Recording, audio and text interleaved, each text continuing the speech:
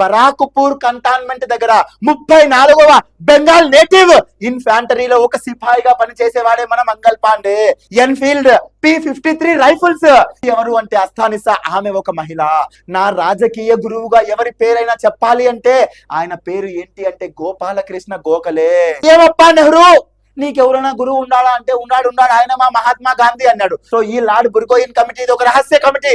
అనగా east India కంపెనీకి తెలియదు అసలు ఈ కమిటీ ఏర్పాటు చేసినట్టే వాళ్ళకి తెలియదు. తెలిస్తే వాళ్ళు సర్దుకుంటారు కదా. అట్లాంటిది ఈస్ట్ ఇండియా కంపెనీ లాంటి దుర్మార్గమైన సంస్థ మీకు పన్నులు కడతాదా? మరి మళ్ళా ఫెడరల్ కోర్టును మార్చి సుప్రీం కోర్టు. ఏం సార్ ఇంకేం పని లేదా? ప్రస్తుతం సుప్రీం కోర్టు ఏ భవనంలో అయితే ఉందో ఆ భవనంలోకి ఎప్పుడు మారింది అంటే అనౌన్స్డ్ ఇన్ 1687, ఇంప్లిమెంటెడ్ ఫ్రమ్ 16.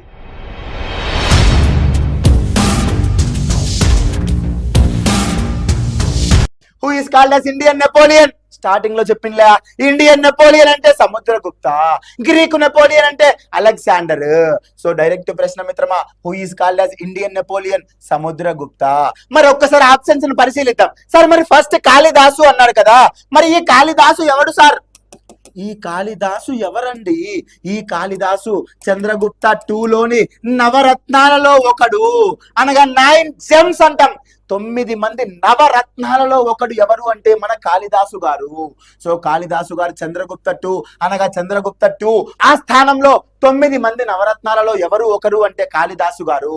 మరి కాళిదాసు గారిని ఏమంటాం సార్? ఇప్పుడేమో నువ్వు ఇండియన్ నెపోలియన్ సముద్రగుప్త అంటివే, మరి కాళిదాసు కూడా ఏమైనా స్పెసిఫిక్ గా నిక్ నేమ్స్ ఉన్నాయా అంటే ఖచ్చితంగా ఉన్నాయి కదా. సో కాళిదాసుని ఏమంటామంటే Shakespeare of India. Shakespeare of India అంట. ఎవరు? కాళిదాసు. భారతదేశపు షేక్స్పియర్ ఎవరు అంటే కాళిదాసు అని చెప్పు. మరి ఈయన రాసిన పుస్తకాలు ఏమైనా ఉన్నాయా? ఖచ్చితంగా ఉన్నాయి. Very very important. కాళిదాసు రాసిన పుస్తకాలు రాసుకోవాలి నీట్ గా. అభిజ్ఞాన శాకుంతలం, అభిజ్ఞాన శాకుంతలం, శాకుంతలం, విక్మోవర్షియం, విక్మోవర్షియం, అభిజ్ఞాన శాకుంతలం, విక్మోవర్షియం, మాలవికాగ్నిమిత్రం, మాలవికాగ్నిమిత్రం, మాలవికాగ్నిమిత్రం. మరి ఇంకా ఉన్నాయి సార్. ఎస్, రఘువంశం, రఘువంశం, రఘువంశం, కుమార సంభవం, కుమార సంభవం, కుమార సంభవం, మరియు Meghadutam, Meghadutam. Very very important and notable works of Kalidasa గారు. అభిజ్ఞాన శాకుంతలం, విక్మోవర్షియం, మాలవికాగ్నిమిత్రం, కుమార సంభవం, రఘువంశం, మేఘదూతం. సో కాళిదాసు గురించి ఇంత ఇన్ఫర్మేషన్ నీకు తెలియాల్సిందే. చంద్రగుప్త 2 ఆస్థానంలోని 9 మంది నవరత్నాలలో ఒకరు ఎవరు అంటే మన కాళిదాసు. మరి ఆయనను ఏమంటాం సార్? షేక్స్పియర్ ఆఫ్ ఇండియా అంటాము. ఇవి ఆయన నోటబుల్ వర్క్స్. సార్ మరి ఈ మంగల్ పాండే ఎవరండి? మంగల్ పాండే తెలియకపోతే నువ్వు భారతీయునిగా పుట్టి వేస్ట్. అంత గొప్ప వ్యక్తి మంగల్ పాండే. మరి మంగల్ పాండే ఎవడు సార్? 1857 మార్చి 29న, 1857 మార్చి 29న బరాక్పూర్ కంటోన్మెంట్ దగ్గర 34వ బెంగాల్ నేటివ్ ఇన్ఫాంటరీలో ఒక సిపాయిగా పనిచేసేవాడే మన మంగల్ పాండే. ఎక్కడ sir? Barrackpore cantonment, Barrackpore cantonment, Barrackpore cantonment లో మన 34వ బెంగాల్, 34వ బెంగాల్ నేటివ్, నేటివ్ ఇన్ఫాంట్రీ. ఇక్కడ ఏం చేసేవాడు అంటే మంగల్ పాండే ఒక సిపాయిగా పనిచేసేవాడు. Barrackpore cantonment 34th Bengal native ఇన్ఫాంట్రీలో. మరి ఈయన ఏం చేశాడు సార్? అనగా అప్పుడు కాలంలో వైస్రాయ్గా ఉన్న లార్డ్ డల్హౌసీ ఏం చేశాడు అంటే పంది కొవ్వు, ఆవు కొవ్వుతో కలిపిన ఒక 53వ, ఏమంటున్నా 53వ P-53 రైఫిల్స్ తీసుకొచ్చాడు. ఎన్ఫీల్డ్ P-53 రైఫిల్స్ అంటాము మిత్రమా. బుల్లెట్ ఆ గన్ను పేరు కూడా అడిగాడు, ఇంపార్టెంట్. Enfield P-53 rifles. ఈ రైఫిల్స్ ప్రవేశపెట్టిన వ్యక్తి లార్డ్ డల్హౌసీ. ఈ డల్హౌసీ ఏం చేశాడు? ఈ రైఫిల్స్ లో ఉన్న బుల్లెట్లు ఇంకా ఫాస్ట్ గా వెళ్తాయని చెప్పి ఆవు కొవ్వు, పంది కొవ్వు కలిపిన గ్రీస్ ను దానికి పూశాడు. మరి ఆ గ్రీస్ తీసి మన బుల్లెట్లు మాన్యువల్ గా పెట్టాలి. అవి పెట్టాలి అంటే ఎవరు అంటే మన ఇండియన్ సిపాయిలు పెట్టాలి. మరి ఇండియన్ సిపాయిలలో హిందువులు ఉన్నారు, ముస్లింలు ముస్లింలు ఉన్నారు, వారిలో హిందువులకేమో ఆవు పవిత్రమైనది, ఎంతో పవిత్రంగా పూజిస్తారు ఆవుని. మరి అలాంటి ఆవు మాంసాన్ని నోటిలో పెట్టుకుంటామా? పెట్టుకోము కదా.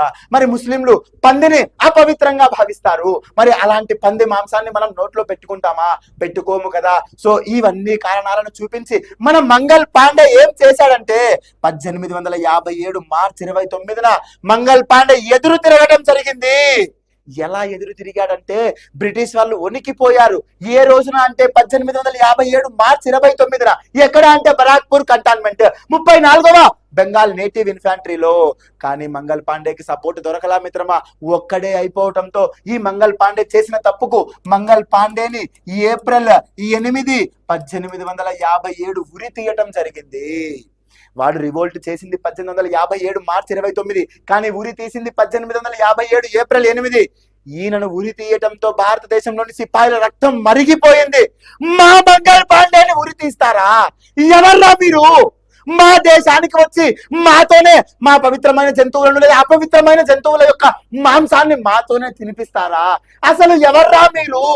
మంగల్ పాండే ఉరి తీయటంతో భారతీయుల గుండెల్లో అగ్ని రగిలింది మిత్రమా.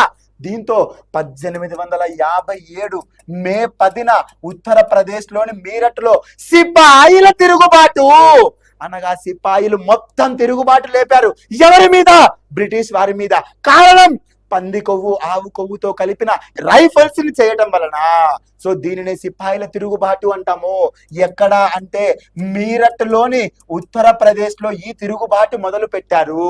సిపాయిలు అందరూ కలిసి మొదలు పెట్టారు. డన్. అలాంటి మహోన్నతమైన వ్యక్తి ఎవరు అంటే మన మంగల్ పాండే గారు. డన్ సార్, మరి ఆప్షన్ డి లో టిప్పు సుల్తాన్ ఉందే, మరి టిప్పు సుల్తాన్ గురించి ఏమైనా చెప్పవా? Tiger of Mysore. మీసం తిప్పితే బ్రిటిష్ వాళ్ళు వణికిపోయే వాళ్ళు. ఎవరు? మన టిప్పు సుల్తాన్. టిప్పు సుల్తాన్ ని ఏమంటాము సార్? టైగర్ ఆఫ్ మైసూర్ అంటాము. Tiger of Mysore. క్లియరా?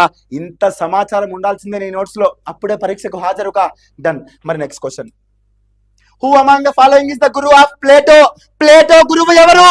స్టార్టింగ్ లో చెప్పిల్లా సోక్రేట్స్.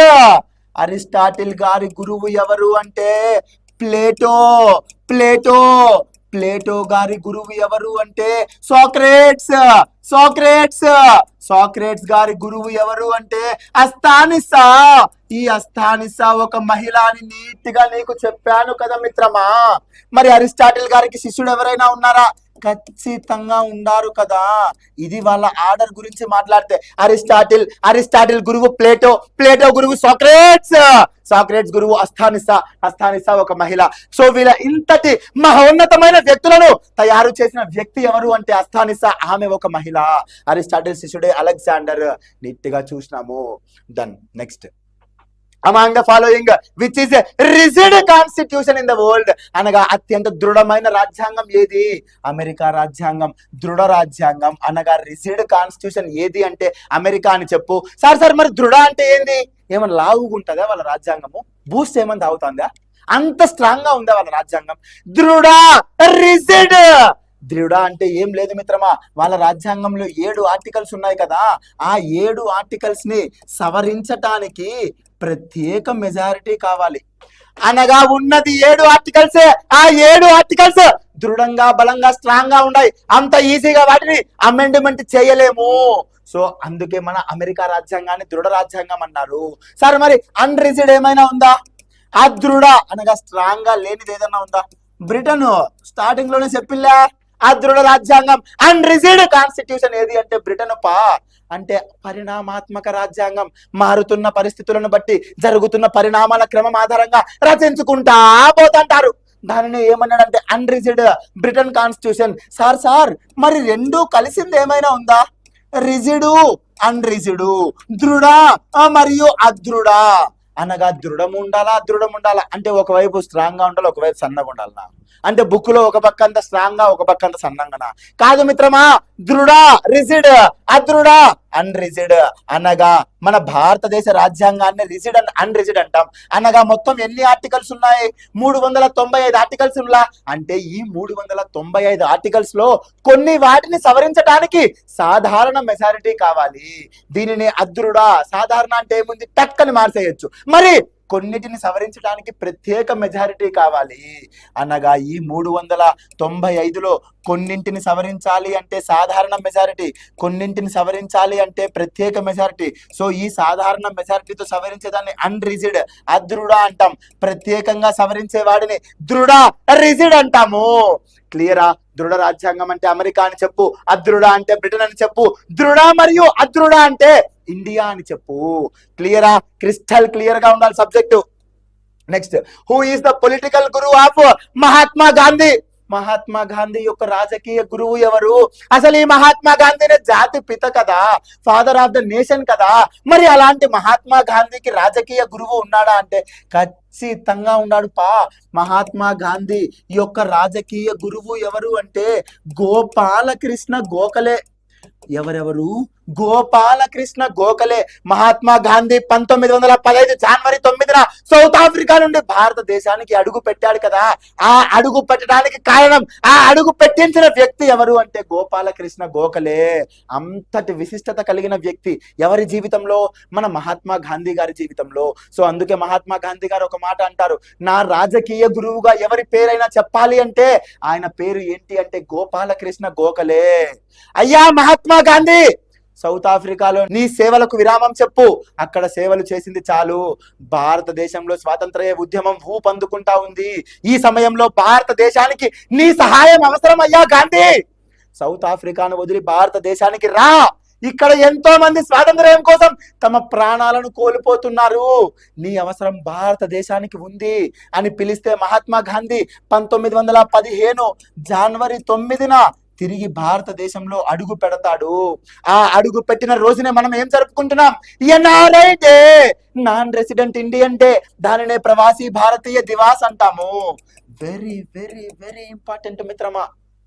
Done sir. మరి మహాత్మా గాంధీ గురువు ఎవరు అంటే గోపాలకృష్ణ గోఖలే అని చెప్పినావే, మరి ఇంకా ఏమైనా తెలుసుకోవాలా? సో మన మొహమ్మద్ అలీ జిన్నా, ఈయన గురువు కూడా గోపాలకృష్ణ గోఖలేనే. మన భారతదేశ జాతిపిత మహాత్మా గాంధీ గురువు గోపాలకృష్ణ గోఖలేనే. అటు సైడ్ పాకిస్తాన్ జాతిపిత మొహమ్మద్ అలీ జిన్నా, గురువు కూడా గోపాలకృష్ణ గోఖలేనే. అంత ఇంపార్టెంట్ వ్యక్తి పా ఈ మనిషి. సార్ మరి జవహర్ లాల్ నెహ్రూ యొక్క గురువు ఎవరైనా ఉన్నారా అంటే నెహ్రూకు గురువు గాంధీ అంట. జవహర్ లాల్ నెహ్రూ ఏమంటాడు? ఏమప్పా నెహ్రూ, నీకెవరైనా గురువు ఉన్నాడా అంటే ఉన్నాడు, ఆయన మా మహాత్మా గాంధీ అన్నాడు. సో జవహర్ లాల్ నెహ్రూ యొక్క గురువు ఎవరంటే గాంధీ అని చెప్పు. మరి అగ్నివీరుడు, శత్రువుల గుండెల్లో రైళ్లు పరిగెత్తించిన వ్యక్తి, జపాన్ దేశంలో ఇండియన్ నేషనల్ ఆర్మీని తయారు చేసి బ్రిటిష్ వాళ్ళను తరిమి కొట్టాలని ప్రయత్నించిన వ్యక్తి సుభాష్ చంద్రబోస్. అలాంటి సుభాష్ చంద్రబోస్ కు గురువు ఎవరైనా ఉన్నారా సార్ అంటే ఖచ్చితంగా ఉన్నారు. ఆయనే సిఆర్ దాస్, చిత్తరంజన్ దాస్. సో సుభాష్ చంద్రబోస్ లాంటి పవర్ఫుల్ లీడర్ కి కూడా గురువు ఉన్నాడు. మరి పవర్ఫుల్ లీడర్ యొక్క గురువు ఎంత పవర్ఫుల్ గా ఉంటాడో ఒక్కసారి ఆలోచించు. ఆ వ్యక్తి ఎవరు అంటే మన సిఆర్ దాస్, చిత్తరంజన్ దాస్. మరి ఈ చిత్తరంజన్ దాస్ ఏమంటాం సార్ అంటే దేశ బంధు అంటాము, దేశ బంధు. మరి ఈ చిత్తరంజన్ దాస్ యొక్క బిరుదు ఏంది అంటే దేశబంధు. సుభాష్ చంద్రబోస్ లాంటి ఒక మిసైల్ ను తయారు చేసిన వ్యక్తి సిఆర్ దాస్, చిత్తరంజన్ దాస్, ఆయననే దేశబంధు అంటాము. క్లియరా? Crystal clear. Sir who was the British prime minister during 1773 regulating act అంట. అనగా 1773 రెగ్యులేటింగ్ చట్టం నాటికి బ్రిటన్ ప్రైమ్ మినిస్టర్ ఎవరు? సార్ 1773 రెగ్యులేటింగ్ యాక్ట్ అంటామే. ఈ 1773 రెగ్యులేటింగ్ యాక్ట్ ఎందుకు వచ్చింది?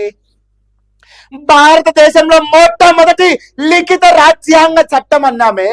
అనగా భారతదేశంలో మొట్టమొదటి లిఖిత రాజ్యాంగ చట్టం అన్నామే. సార్ అసలు ఇది ఎందుకు వచ్చింది? అంత ఫస్ట్ టైం చట్టం తీసుకురావాల్సిన అవసరం ఏమొచ్చింది అనగా ఇక్కడ ఒక హిస్టరీ తెలుసుకోవాలి మిత్రమా. 1600 సంవత్సరంలో భారతదేశానికి వ్యాపారం చేసుకుంటామని క్వీన్ ఎలిజబెత్ రాణి దగ్గర పర్మిషన్ తీసుకుని భారతదేశానికి వచ్చింది ఎవరు? East India company. ఈ ఈస్ట్ ఇండియా కంపెనీ భారతదేశంలో వ్యాపారం చేసుకుంటాంది, అద్భుతమైన లాభాలను సమకూర్చుకుంటాంది. మరి బ్రిటిష్ వారికి కట్టాల్సిన పన్నులు కట్టడంలా, మరి బ్రిటిష్ వాళ్ళు కూడా ఎవరు అడగటంలా. ఈ విధంగా వీళ్ళు 1773 వరకు వీళ్ళ ఆటలు కొనసాగించారు. అద్భుతమైన లాభాలతో చెలరేగిపోతున్నారు. ప్రైవేట్ వ్యాపారాలు కూడా చేయడం మొదలు పెట్టారు. ఎక్కడ అంటే భారతదేశంలో. కానీ 1770 నాటికి 1770 నాటికి బ్రిటన్ లో ప్రైమ్ మినిస్టర్ గా బోరిస్ పార్టీకి చెందిన లార్డ్ నార్త్ దిగాడు. లార్డ్ నార్త్ అద్భుతమైన వ్యక్తి. ఏమయ్యా మినిస్టర్లు, మరి ఈస్ట్ ఇండియా కంపెనీ భారతదేశానికి వెళ్ళింది కదా, మరి వాళ్ళు ఏం చేస్తున్నారు? పన్నులు కట్టడం లేదే, పాపం కష్టాల్లో ఏమైనా ఉండారా, ఏమైనా ఇబ్బందులు పడతానరా అని చెప్పి మినిస్టర్లను అడిగితే, ఏమో సార్ మాకు కూడా పెద్దగా తెలియదు అన్నారు మినిస్టర్లు. మరి ఆ సమయంలో ఏం చేయాలి? ఒక కమిటీని ఏర్పాటు చేయాలి. సో ఈ లార్డ్ నార్త్ ఏర్పాటు చేసిన కమిటీ లార్డ్ బుర్గోయిన్ కమిటీ. ఒక కమిటీ ఏర్పాటు చేసినాడు. దేనికి? ఈస్ట్ ఇండియా కంపెనీ యొక్క స్థితి గతులను తెలుసుకోవడానికి. సో ఈ లార్డ్ బుర్గోయిన్ కమిటీ ఇది ఒక రహస్య కమిటీ. అనగా ఈస్ట్ ఇండియా కంపెనీకి తెలియదు అసలు ఈ కమిటీ ఏర్పాటు చేసినట్టే వాళ్ళకి తెలియదు. తెలిస్తే వాళ్ళు సర్దుకుంటారు కదా, వాళ్ళు కవర్ చేసుకుంటారు కదా. అందుకే ఒక రహస్య కమిటీని బుర్గోయిన్ ఏర్పాటు చేసినాడు. అనగా బుర్గోయిన్ అధ్యక్షతన ఒక రహస్య కమిటీ ఏర్పడింది. మరి రహస్య కమిటీ వచ్చింది, లార్డ్ నార్త్ దగ్గరికే వచ్చింది. లార్డ్ నార్త్ అడిగినాడు, ఏమయ్యా బుర్గోయిన్, ఏం స్టడీ చేసినావు పా, ఈస్ట్ ఇండియా కంపెనీ పరిస్థితి ఏంది అన్నాడు. అప్పుడు బుర్గోయిన్ చెప్తాడు, సార్ అద్భుతంగా వ్యాపారం చేసుకుంటున్నారు, మంచి మంచి డబ్బులు సంపాదించుకున్నారు, కార్లు కొన్నారు, వాళ్ళ కుటుంబాలు పెద్ద పెద్ద విల్లాల్లో ఉన్నాయి.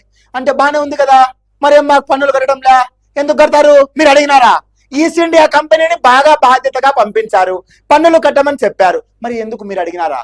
అడగలా కదా, అడగందే అమ్మాయిని అన్నం పెట్టదు సార్. అట్లాంటిది ఈస్ట్ ఇండియా కంపెనీ లాంటి దుర్మార్గమైన సంస్థ మీకు పన్నులు కడతాదా అన్నాడు. అప్పుడు ఆగ్రహించిన లార్డ్ నార్త్ వీళ్ళను నియంత్రించడానికి, వీళ్ళను క్రమబద్ధీకరించడానికి, వీళ్ళను రెగ్యులేట్ చేయడానికి తీసుకొచ్చిన చట్టమే 1773 రెగ్యులేటింగ్ యాక్ట్. సో ఈ చట్టాన్ని తీసుకొచ్చిన వ్యక్తి ఎవరు? Lord north. అదే వారు అడిగింది కూడా. 1773 రెగ్యులేటింగ్ చట్టాన్ని తీసుకొచ్చిన వ్యక్తి ఎవరు అంటే లార్డ్ నార్త్.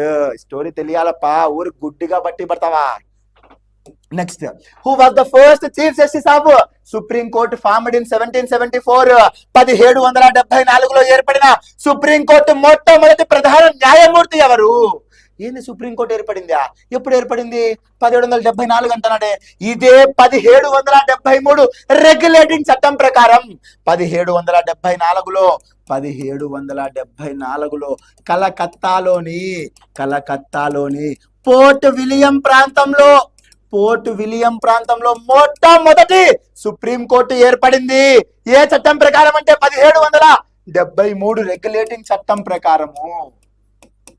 1773 రెగ్యులేటింగ్ చట్టం ప్రకారం 1774 కలకత్తాలోని పోర్ట్ విలియంలో సుప్రీం కోర్టు ఏర్పడింది. మరి ఈ సుప్రీం కోర్టు స్ట్రక్చర్ ఏంది సార్ అంటే 1+3 అని చెప్పు. అనగా ఒక ప్రధాన న్యాయమూర్తి, ముగ్గురు న్యాయమూర్తులు. సార్ బానే ఉంది, మరి ప్రధాన న్యాయమూర్తే కదా అడిగింది వాడు. మరి ఆ ప్రధాన న్యాయమూర్తి ఎవరు సార్ అంటే సర్ ఎలీజా ఇంఫే. ఆ ప్రధాన న్యాయమూర్తి ఎవరు అంటే సార్ ఎలీజా ఇంఫే.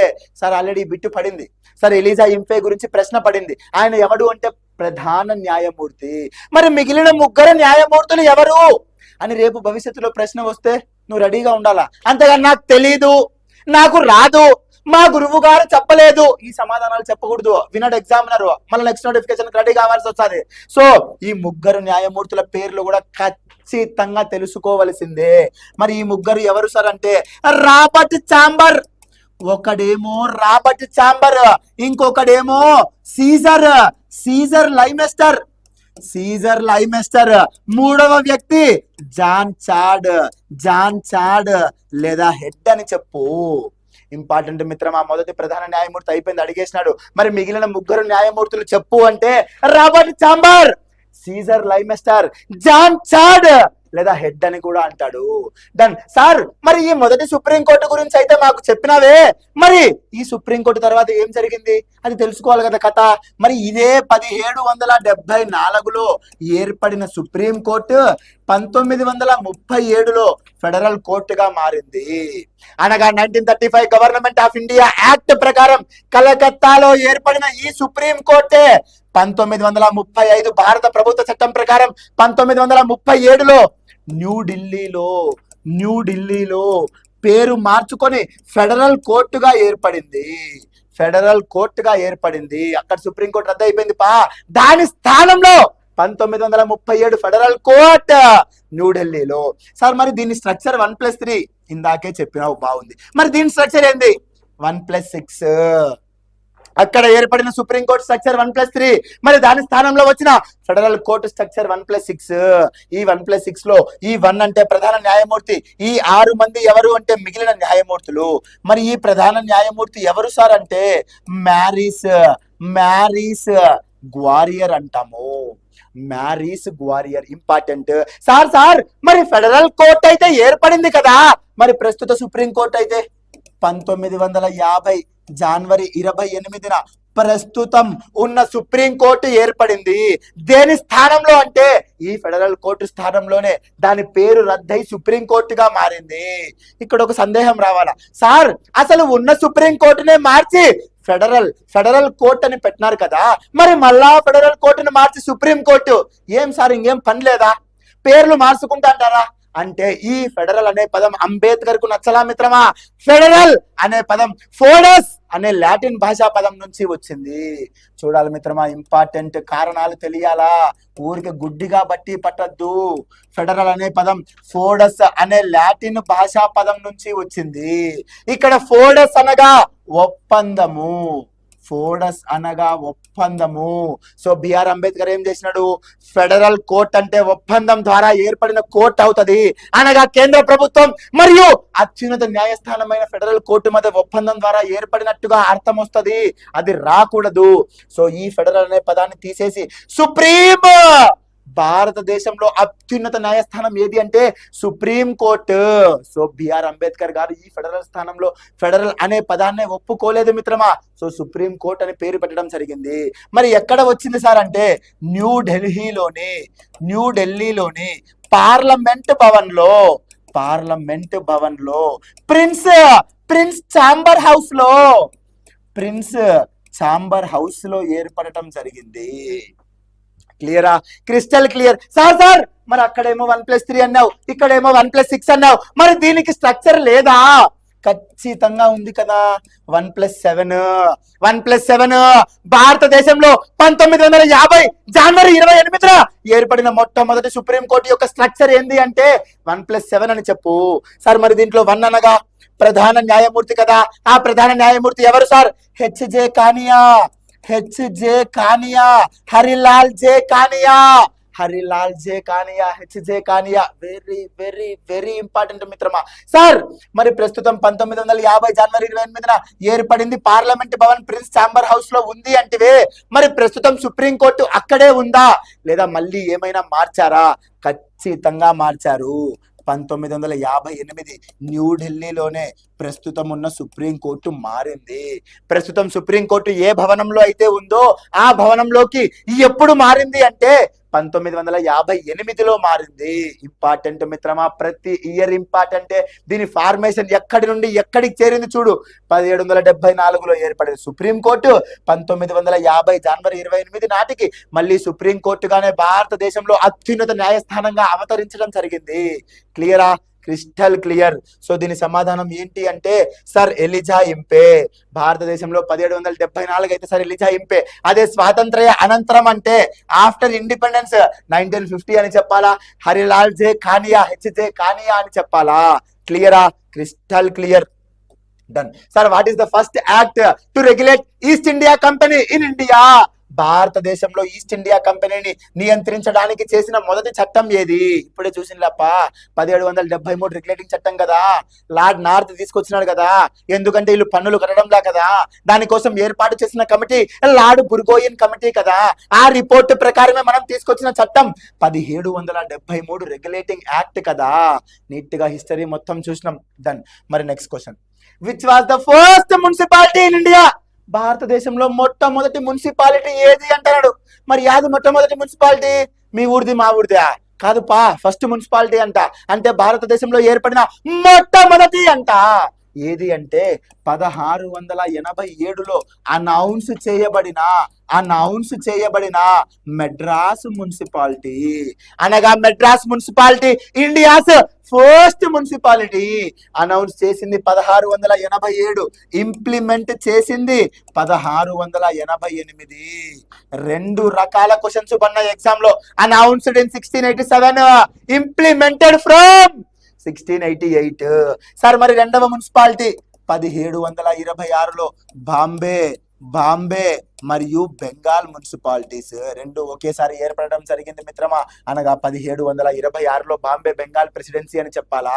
సార్ మరి ఈ మెడ్రాస్ ప్రెసిడెన్సీకి చార్టర్ యాక్ట్ ఇచ్చిన రాజు ఎవరు అంటే కింగ్ జేమ్స్ II అని చెప్పాలా?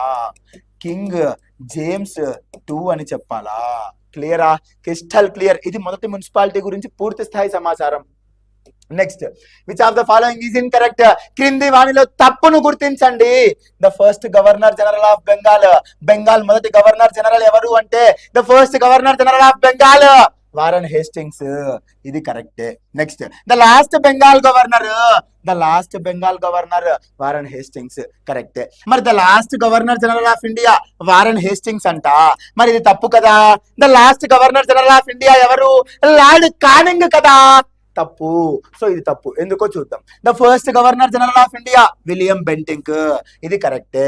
మిత్రమా, అసలు ఇవన్నీ ఏంటివి అనగా 1773 రెగ్యులేటింగ్ చట్టం ప్రకారం 1774లో బెంగాల్ గవర్నర్ ని కాస్త గవర్నర్ జనరల్ ఆఫ్ బెంగాల్ గా మార్చారు. ఏ చట్టం ప్రకారం? 1773 రెగ్యులేటింగ్ యాక్ట్ ప్రకారం. 1773 రెగ్యులేటింగ్ యాక్ట్ ప్రకారం 1774లో బెంగాల్ గవర్నర్ ని కాస్త గవర్నర్ జనరల్ ఆఫ్ బెంగాల్ గా మార్చినారు. మరి మొదటి గవర్నర్ జనరల్ ఆఫ్ బెంగాల్ ఎవరు అంటే వారన్ హేస్టింగ్స్. సార్ మరి చివరి బెంగాల్ గవర్నర్ ఎవరు అంటే ఇక్కడ వీడు అయిపోయిన తర్వాతే కదా వీడు వస్తాడు. మరి చివరి బెంగాల్ గవర్నర్ ఎవరు అంటే కూడా వారన్ హేస్టింగ్సే. చివరి బెంగాల్ గవర్నర్ ఎవరు అంటే కూడా వారన్ హేస్టింగ్సే. అనగా మనిషి మారలా, వ్యక్తి మారలా, కేవలం పదవి పేరు మాత్రం మారింది. బెంగాల్ గవర్నర్ కాస్త గవర్నర్ జనరల్ ఆఫ్ బెంగాల్ అయ్యింది. సో చివరి బెంగాల్ గవర్నర్ వారన్ హేస్టింగ్సే, మొదటి గవర్నర్ జనరల్ ఆఫ్ బెంగాల్ కూడా వారన్ హేస్టింగ్సే. క్లియరా? Crystal clear. ఆ తర్వాత 1833 చార్టర్ యాక్ట్ ప్రకారం 1833 చార్టర్ యాక్ట్ ప్రకారం ఈ గవర్నర్ జనరల్ ఆఫ్ బెంగాల్ అనే పదవి గవర్నర్ జనరల్ ఆఫ్ ఇండియాగా మారింది. ఇక్కడ already governor general of Bengal ఉన్నాడా? వీని పేరు మళ్ళా మార్చినారు. ఏమంటారు? ఇప్పుడు గవర్నర్ జనరల్ ఆఫ్ బెంగాల్ కాదు, గవర్నర్ జనరల్ ఆఫ్ ఇండియా అంట. మరి సార్ మొదటి గవర్నర్ జనరల్ ఆఫ్ ఇండియా ఎవరు అంటే విలియం బెంటింక్. ఎవరు అంటే విలియం బెంటింక్. సార్ మరి మొదటి గవర్నర్ జనరల్ ఆఫ్ ఇండియా అయితే విలియం బెంటింక్ అన్నావే, మరి చివరి గవర్నర్ జనరల్ ఆఫ్ బెంగాల్ ఎవరు? ఇది కూడా విలియం బెంటింకే. అనగా గవర్నర్ జనరల్ ఆఫ్ బెంగాల్ గా విలియం బెంటింక్ ఉంటే వాడి సమయంలోనే అనగా వాడి టైం పీరియడ్ లోనే దానిని గవర్నర్ జనరల్ ఆఫ్ ఇండియాగా మార్చారు. సో చివరి గవర్నర్ జనరల్ ఆఫ్ బెంగాల్ అన్నా విలియం బెంటింకే, మొదటి గవర్నర్ జనరల్ ఆఫ్ ఇండియా అన్నా కూడా విలియం బెంటింకే. ఇంపార్టెంట్. మరి ఇక్కడ గవర్నర్ జనరల్ ఆఫ్ ఇండియా పదవి వచ్చింది కదా, మళ్ళా దీన్ని మార్చినారు. మళ్ళా ఏం చేసినారు?